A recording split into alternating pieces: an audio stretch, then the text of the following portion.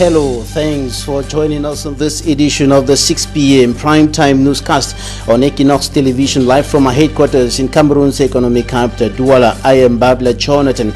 In our top stories in this edition of the news, Cameroon's Minister of Territorial Administration, Tanganji Paul, restricts the sale and purchase of machetes and other iron equipments in the northwest and southwest regions of the Republic of Cameroon. Those willing or wishing to purchase such equipments henceforth will need authorization from the divisional officer of their areas of residence, and this is contained in an administrative order signed by the Minister of Territorial Administration. Tanganji Paul, and out of the country, a coup d'etat attempt is on the way in Mali, and the military, supported by the population, are struggling to overthrow President Boubacar Keïta and his government. Details coming up next.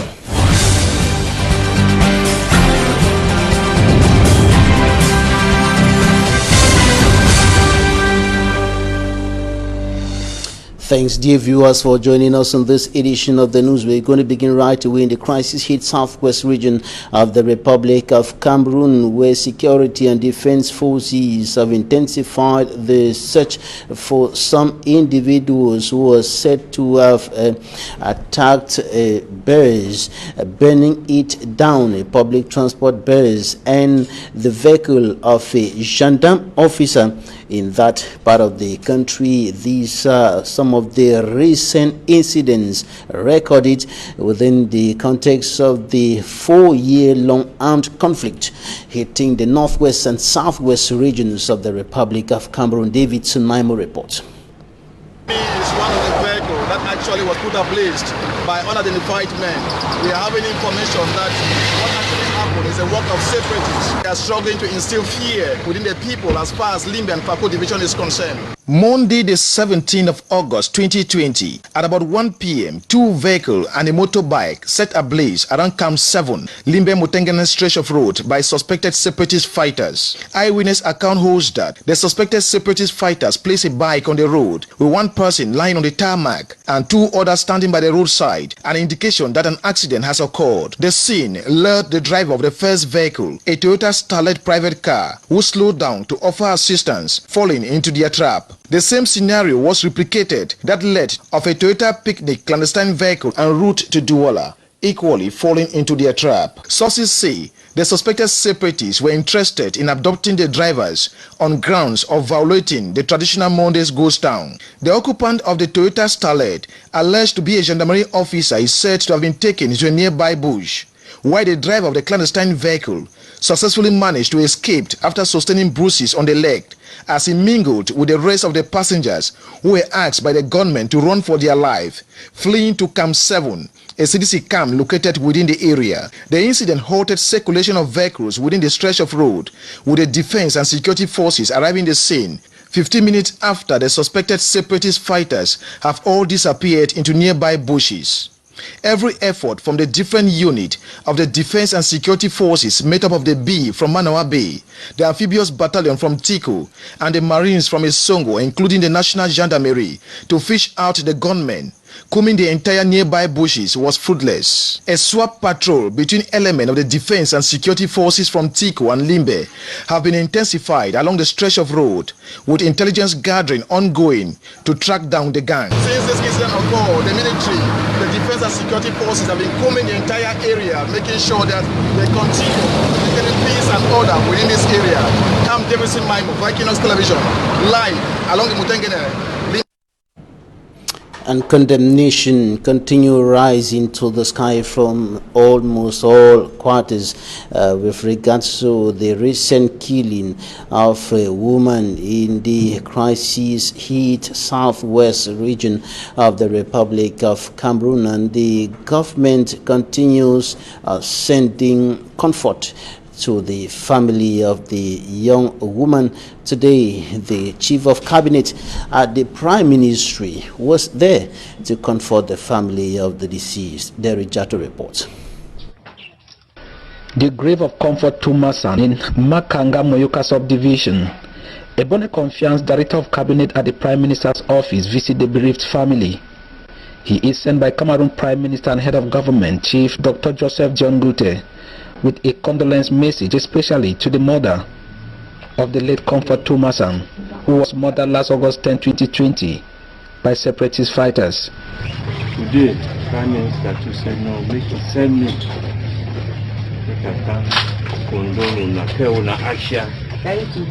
I have been sent by Cameroon Prime Minister and Head of Government to condole with you, the PM's envoy, through the bereaved mother, in pidgin language. The Prime Minister was touched when he saw how your daughter was being murdered.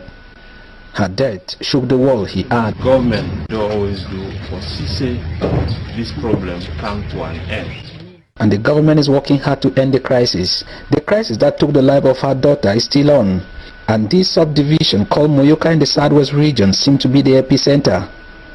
The security situation here is still very tense. He also asked me to reiterate the call of the head of state to the youths who are still in the bushes to drop down their arms and come and join their friends who are in town and some in the DDR centers to make their life better.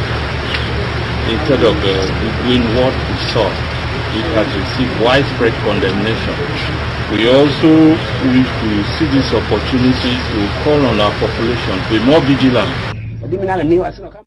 The two children of her late daughter are no longer living with her. The family took them somewhere, at least for them to stay alive and one day be able to tell the story of a war that separated their mother from them forever. And the government continues struggling to put an end to the atrocities being committed in the northwest and southwest regions of the country. The Minister of Territorial Administration of the Republic of Cameroon, Atanganji, has imposed some restrictions on the sale and purchase of machetes, axes, and iron rods in the two English-speaking regions, and in an administrative order to the governors of the two regions, he says every person wishing to buy the aforementioned equipment must obtain an authorization from the divisional officer of his or area of residence and must present to the seller a national identity card, telephone number, house location, and other identification papers, and farmers must present proofs that they have a plantation, and those buying rods for building are expected to present building permits, and these requirements for the purchase of machete and other equipments in the northwest and southwest regions of the country. Henceforth, the purchase of machetes has been restricted in order to put an end or limit the atrocities committed with the aid of these items.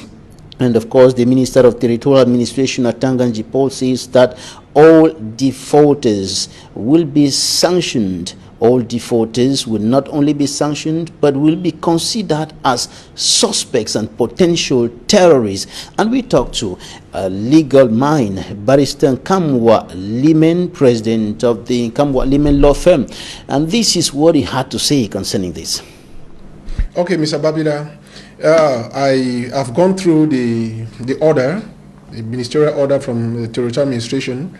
And the very first thing I want us to accept is that the government has a responsibility to protect citizens. You understand? There is a theory in international law called triple pronged theory in human rights law, which creates a triple obligation on every government to protect its citizens. And therefore, the government is in place to protect the people in the northwest and the southwest regions of Cameroon, whom we all agree are victims of those acts as mentioned in the order. Now, if you want to know if the minister acted ultra vires, I think he did not act ultra vires. He acted within his powers. But what the substance of the order is where I have a problem. The implementation of such an order. You see, how do you restrict people from building their houses?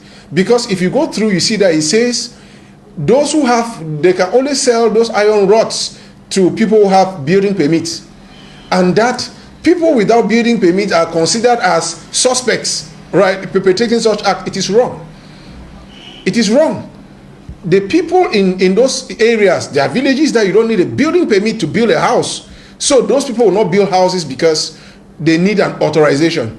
Then you go further by saying that if they need a cutlasses or machetes, they should go and they should apply and do what it is. To me, its applicability is wanting. It is going to create more violation than what he seeks to regress. If they don't comply, what happens? It means that they have violated an order. Are you getting me? It violates an order. Now, taking superiority of laws, this is just an order from a minister. People have the right to build their houses, which is an international right. It's human right. They have the right to build. They need to buy batches and go to farm. It is a right. So if government thinks that in doing this, they are stopping those, what happens to those people who have the machete already? Are they going to start entering houses that they want to seize machetes in the houses of people? It is wrong. So the divisional officers almost everywhere. It doesn't make sense. It also tells them what proofs.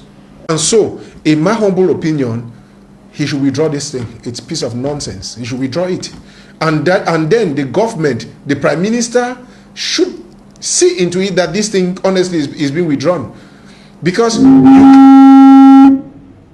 of those people to a point that even to go to farm, you need to go and apply, get an authorization to be able to buy machetes. Lehman is raising concerns on the implementation of such a decision and its capacity to yield the desired fruits, that of reducing, or why not putting an end to the atrocities being committed in those two regions. Another legal mind, Barrister Achu Julius, thinks that the minister has taken the right step, that's the right direction, and that it's going to yield the desired fruits. Take a listen to Barrister Achu Julius. Can we go? We saw a lot of brutal and disgusting images in the last weeks, how the throats of women have been slitted open as if they are chicken or pigs or whatever. It's been so disgusting that, to me, I expected that the government was supposed to do something to some sort of take some certain measures that such things should not happen any longer.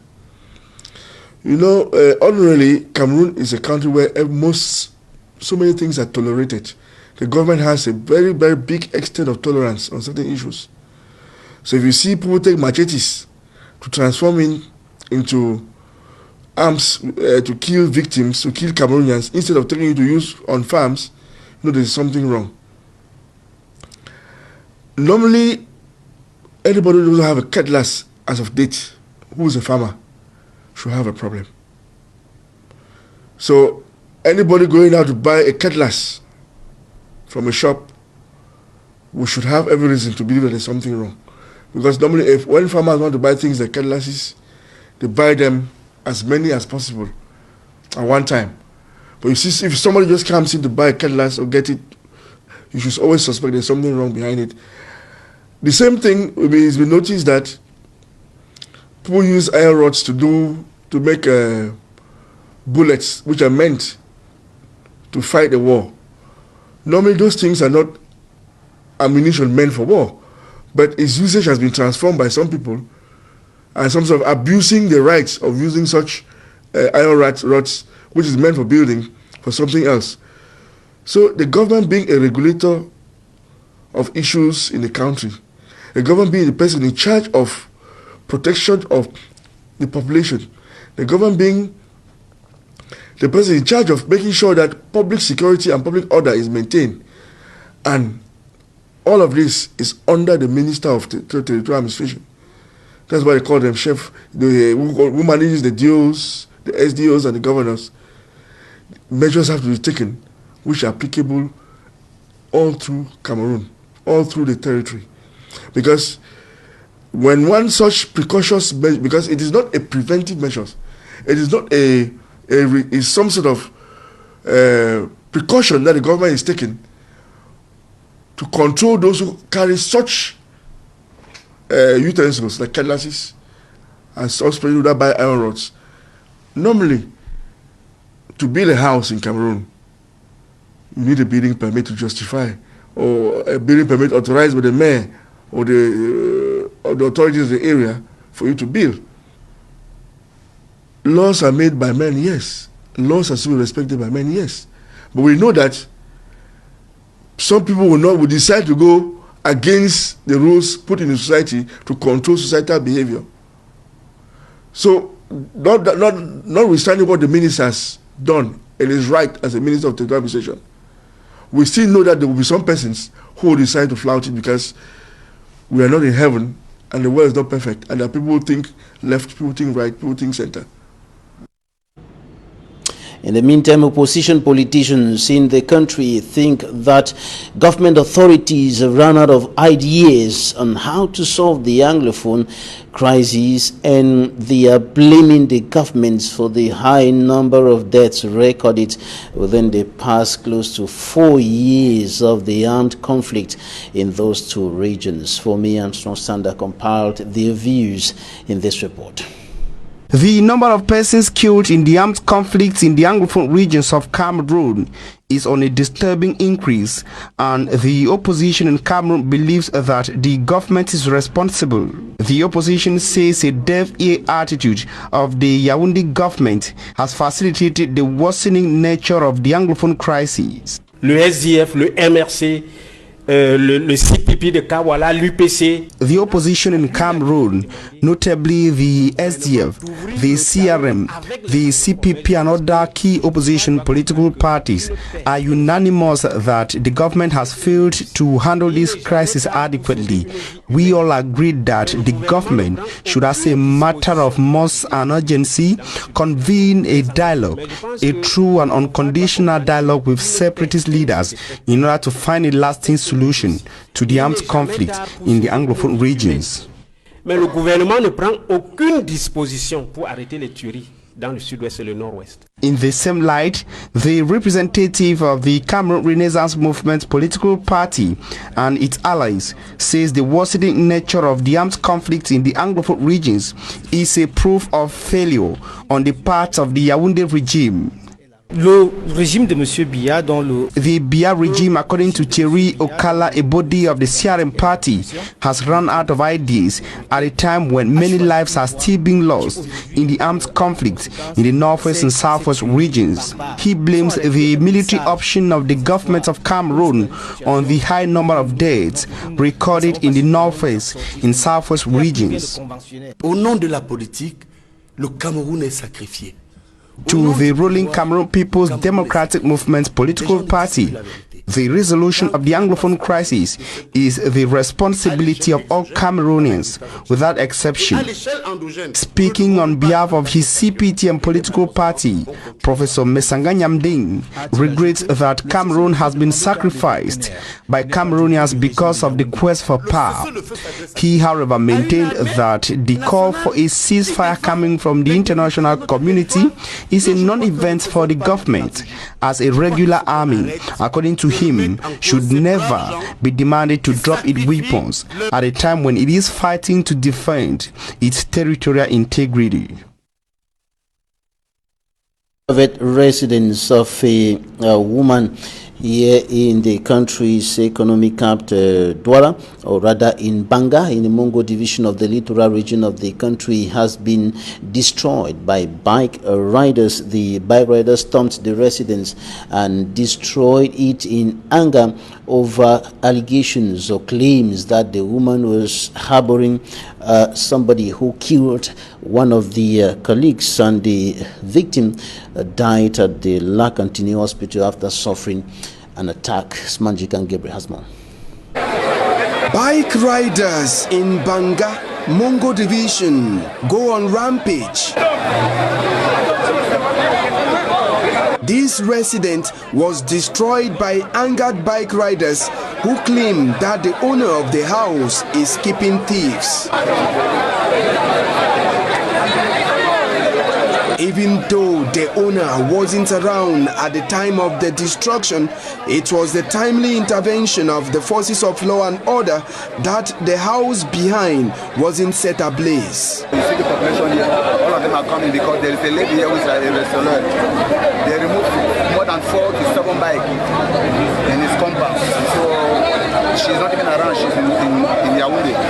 So the police and gendarmes are trying to protect those French drivers not to burn the house. So please, I'm not understanding. All this time that we have been hearing terrible acts in Banga. So please, they should try to put the measure. Such things should not happen in our municipality. The bike riders began agitating since Monday after they learned that one of theirs has been attacked by thieves. There was one attack, they said the Benskino was attacked by his friend, so they slaughtered his neck. When they took the cops to Montpellier, they realized that the case was not easy for them to take care. So they took the child in Douala.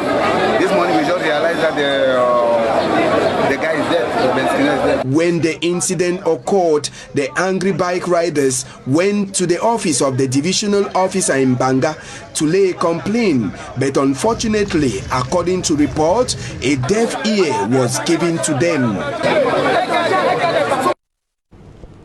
Smanjik and Gabriel reporting there, and the lifeless body of the victim, Nganta Michel Abitan, has been transported to Mbanga in the Mongo Division littoral region of the country. He died earlier today at the Lakantini Hospital after he was attacked by suspected bandits Sunday night, breaking Monday, and as a result of the death of the bike rider, his colleagues stormed and destroyed the residence that you saw in those images in the Mbanga, claiming that the owner of the residence was harboring the suspected bandits who killed their colleague. And now on to something else. We're going to talk about the problem of forceful or early marriages in the Republic of Cameroon. This remains a major threat to the rights of women and young girls in the country, according to findings by the Ministry of Women's Empowerment and the Family. Over 40% of young women in the country are caught in the trap of forceful or early marriages. Details with Immaculate Fogwe.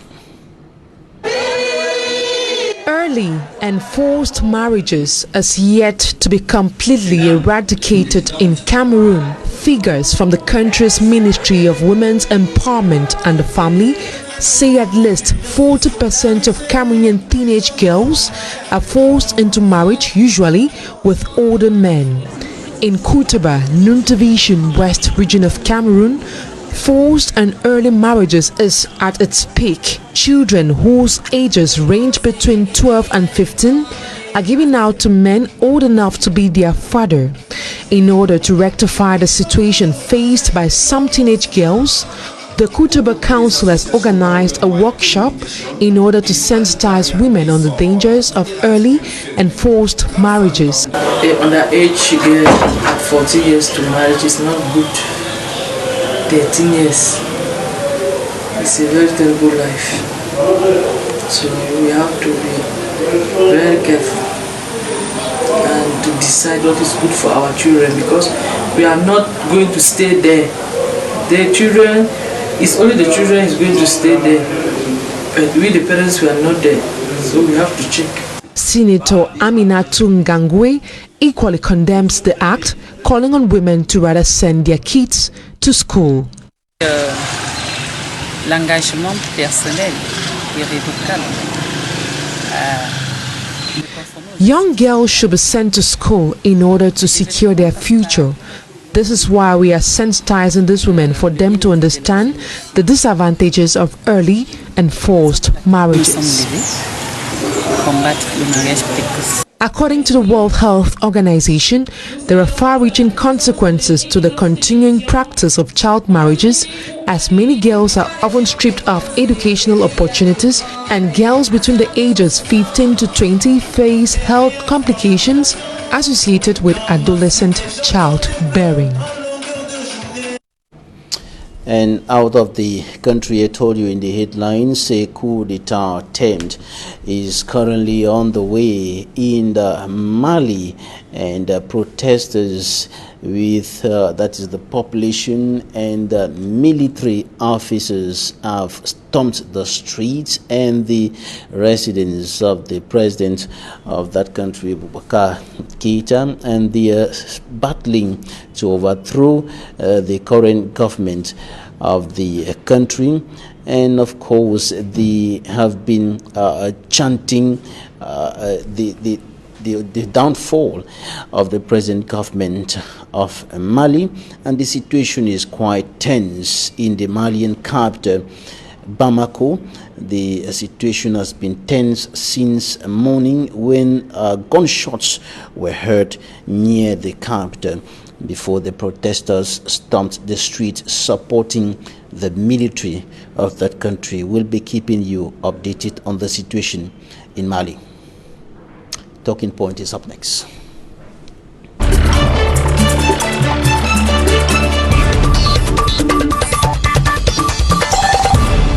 Thanks for staying with us in Talking Points. Today we are receiving a young politician in the Republic of Cameroon. Lionel Kungaba is a member of the Social Democratic Front SDF political party. Thanks for joining us today. Good afternoon, Jonathan. Good afternoon to all our viewers. It's always a pleasure to be here on Equinoxe TV to enlighten our citizens on issues related to our nation. I think we'll be able to share with them what is our thoughts at the Social Democratic Front this evening concerning some pertinent issues we'll discuss about. All right. First of all, I want to find out from you, how is it like being a young active politician in the Cameroonian context, where notably in the opposition at a time when there is a stiff repression on opposition politicians in the country? You know, Jonathan, we young people, we play a vital role in the constructive socio-political, economic and other aspects of life of a country through democratic and a very constructive way. But what is a bit disturbing in this our country is that the place of the youth is not well recognized, because we are seeing what is happening in our country as insecurity, and young people are really involved. But we are a bit surprised that in the process or that is being put in place to make sure that peace come back in these regions, young people are not really involved. So I think there's still a lot to be done in order to consider the efforts that are being done by young people. As a young politician, many young people are shying away from active politics. What brought you into active politics? I think I was inspired by by politicians. First of all, by my grandparents. My grandparents are politicians, and when I grew up, I was like envying those who were excelling into politics. I saw the chairman of the the chairman of the Social Democratic Front, who came in a town where I was still a student in primary school. And that day I said I will do politics. And as I went through the basic text and of all the major political parties we had in Cameroon, I was seduced by that of the Social Democratic Front, and up to today I've been there. I'm happy. What has been your driving force over the years? I'm happy that I was welcomed in the party very well, and I was trained up and mentored by a lot of people. I was fortunate to be a parliamentary candidate in 2007 when I was still 23, and I went in for the twin election last February. I think we having been into politics for this while, has given me a lot of experience on what is happening in Cameroon, and to exactly know how the system that has been ruling for over 35 years. And what has kept you going? What has kept you going over these years? I think I have that feeling, I have that belief, and I have the conviction that things will change, because the ideology the Social Democratic Front is carrying is an ideology that is for the betterness and the goodness of the people. And I think that ideology up to today, from the 1990s that the party was launched till today, we can still see that what was said during the 1990s, during the launching of the party, is what we are seeing over and over today. I was surprised to see that a decree just came up today to say to say some things are going on in the Northwest. Right, we're going to talk about that. So those are things that SDF have been talking about for years and years and years, and today we are surprised that people are seeing it as if it is new. No, it's not new. We're going to talk about that in a short while. Okay. Let me know some of the challenges that you as a young person you face in navigating through the difficult political terrain in Cameroon. First of all, as a young person, we have the first challenge that we have in Cameroon is the challenge to have a job and to have access to the basic necessities. That's the social necessities like education, good health, and a decent job after that.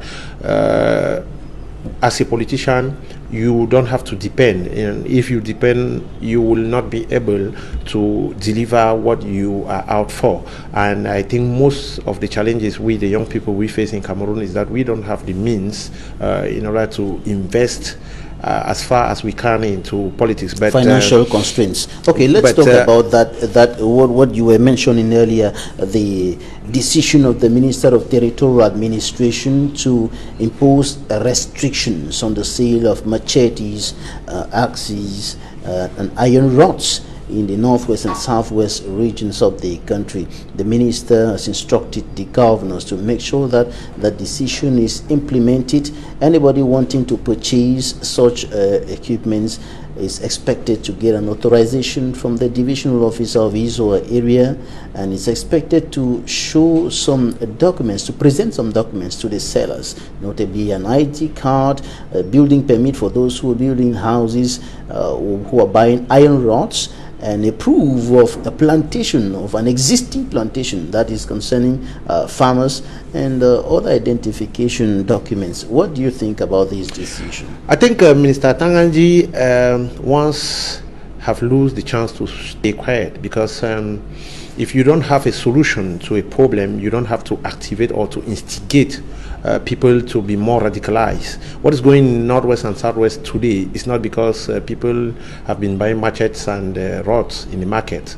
I will not stand here to encourage what is being done by the secessionists or the fighters on the field, but I will say if today we have these fighters armed on the field, it's because of the laxity, it's because of the non-political will of the CPDM and Mr. Bia and his whole government in order to solve the issues that was brought up by the lawyers and the teachers in the Northwest and Southwest. Today, we have found young people that are radicalized, they are using rods, they are using axes, they are using machetes to assassinate and to kill people. But I want to say, today, you are asking us, you're asking my grandfather, you're asking my parents to buy machetes with an authorization. How will you handle those who are already in the bushes with arms, sophisticated arms, and other war machineries that are already on the field? I think this is just a decree that came up to distract Cameroonians once more. We have been condemning what is happening in the Northwest and Southwest. But it's intended to mitigate or the impact of the crisis, to reduce the number of Jonathan, I don't think we need cosmetic. We don't need cosmetic solutions for the crisis. How is it cosmetic? This is a cosmetic solution. I think the problem is not the problem of the violence that is going on in the Northwest and Southwest. Mr. Bia and his government, Atanganji, who is the Minister of Territorial Administration, who is a native of the Northwest, Bamenda 1, knows exactly what is the problem of the people and what can be the solution. Some of us had the opportunity to be at the national dialogue, which we thought we are going there to bring in something that will help change the solution in the Northwest and Southwest, because we had at heart our people in the Northwest and Southwest. But I'm surprised that after that dialogue, today we are still there marching, playing or dancing Bafia dance, going front and back. And I think Cameroonians, Anglophones from Northwest and Southwest are fed up. I just want to say that after this decree that has been signed, I just hope they will go from store to store to seize all the weapons that are already packed in those stores, because they don't control the stores, and the stores will still continue to sell. How are they selling ammunition and guns in our region? Thank you, Lionel Kungaba, for coming. You are a member of the Social Democratic Front. You're going to hand over your seats to yet another politician who will be joining us this evening to discuss issues of national interest. She is one of the tough female politicians, one of the tough talking female politicians in the country, and we're going to be looking at the way out of the impasse, the way out of the unstable socio-political and security situation of the Republic of Cameroon. And she belongs to the Cameroon People's Party and Stand Up for Cameroon Civil Society platform. These political and civil society platforms preaching what is known as political transition in Cameroon. They believe that the only way out of the trouble in the Northwest and Southwest regions, out of other socio-economic and political challenges affecting Cameroon, is a political transition. Bejelin Dumu, thanks for joining us today. Thank you, Babila. And it's like you are not believing to the political transition, seeing how things are worsening. If there is another way to get out of this mess, we will welcome that solution.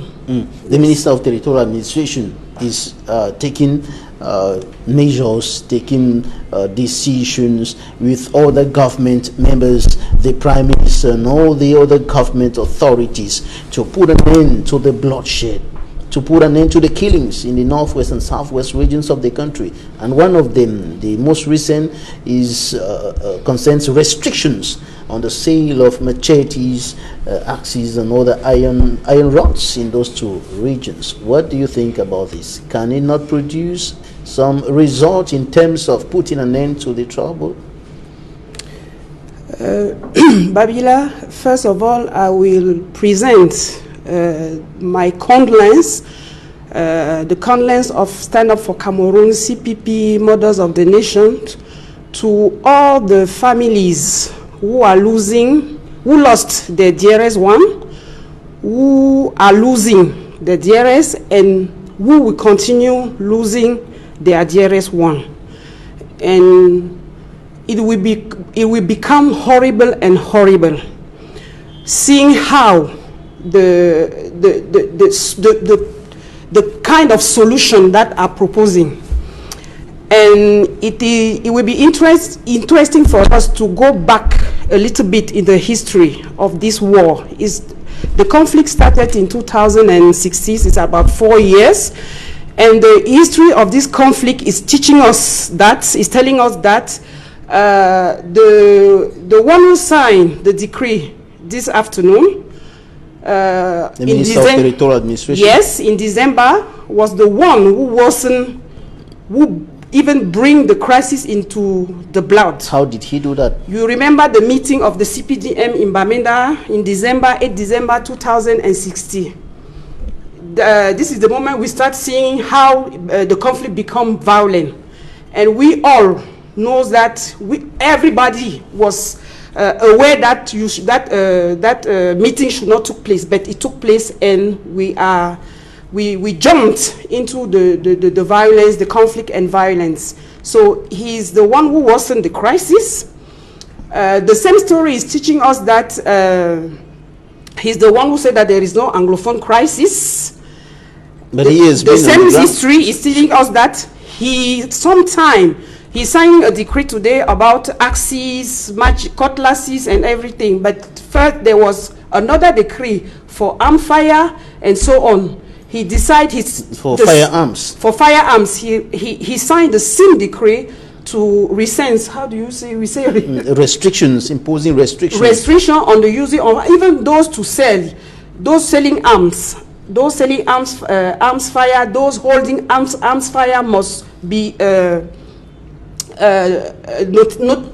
must be booked somewhere. Like they must have authorization. Yes. They must be licensed. They must have license. Yes. Even those who were to buy arms fire need a process. He come back with a process. The same he's doing today with cutlasses, with axes and other things. He will soon jump in our kitchen. He will soon jump in our kitchen, say that we will no longer use forks, we will no longer use spoons, even tissues, even because we can use all these tools also can be used to kill.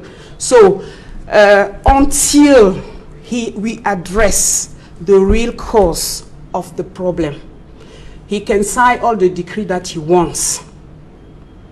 He will continue radicalizing Cameroonians. He will continue radicalizing this young Cameroonian. He will continue radicalizing this population who are moderate, because we must emphasize on this. The population are moderate, but every day by denying bringing a real situation, a deep situation, we must be a dialogue. We must be how do you say, dropping arms and so on. They are there signing communicate that we are not going to use our tools, our weapons. Let me understand.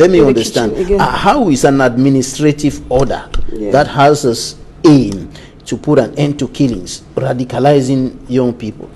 Okay, so by signing, Babila, you mean that by signing that communique that we should not use longer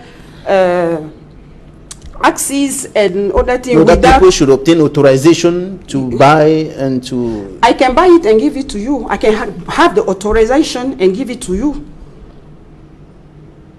Are you seeing the thing? To commit the atrocities. I can buy the... It means that you are allowing those another traffic going on. We know all the traffic going on in this our country, mostly in northwest and southwest. You will give a boulevard to another traffic, which is those who can buy machete, who can buy cutlasses, who can buy all the iron rods. Yes, can buy it for others. All right. Now you think that you of the CPP and the Stand Up for Cameroon, that the only way is political transition. Why do you think so, and how can this happen? What I was about to say before you take the floor was, who is going to be the real victim of this decision? Who? Farmers who have already been in a so bad situation now that they were expecting more than that. We were expecting more than that to bring the country out of this situation, and now they're coming with a decree. All right, and we will continue. As we used to say, the real solution will never come from these people. As I said it before, he's the one with his comrade, with the government, who would decide to bring an army solution to a political problem. Until Cameroonians stand and say, these people who have brought the crisis, who have brought arms, who have bring two regions in conflict, until we Cameroonians decide that they will stop, they must stop, the situation will continue to worsen. Seeing how kind of solution they are bringing. We have Grand National Dialogue. We have all these decree coming out, DO from here and there, signing decision. Where are we? We are seeing through what is happening. Now we are seeing how people are cutting. I'm coming from southwest. A gendarme were butchered yesterday. Cars were burned yesterday along the Limbe Douala Road. He's signing He's signing a decree not to use cutlasses and so on. How about those who already has these cutlasses? So are they going to hang it back? So Babila, all what we need, I'm not even talking to you, I'm talking to Cameroonians. Yeah, so what do we are the one who are allowing these people to bring our country in such a chaos. We are the one, we Cameroonians. We are the problem now because we are letting them making what is unacceptable. We are facing horror now. So as CPP, as Stand Up for Cameroon, we are still crying. We are still calling Cameroonians to stand and put pressure so that this government must go out. We must throw them out and take back our country. Benjamin Ndumu of the Cameroon People's Party, thanks for your time. And we are wrapping up this edition of the news with latest information streaming into our studios from Mali. The attempted coup d'etat is on the way, and the latest information streaming in from there indicates that the country's president Ibrahim Boubacar Keïta has been arrested by the military, and he has been arrested together with his prime minister. We'll keep you updated on that. Thanks, ladies and gentlemen, for staying with us. Goodbye.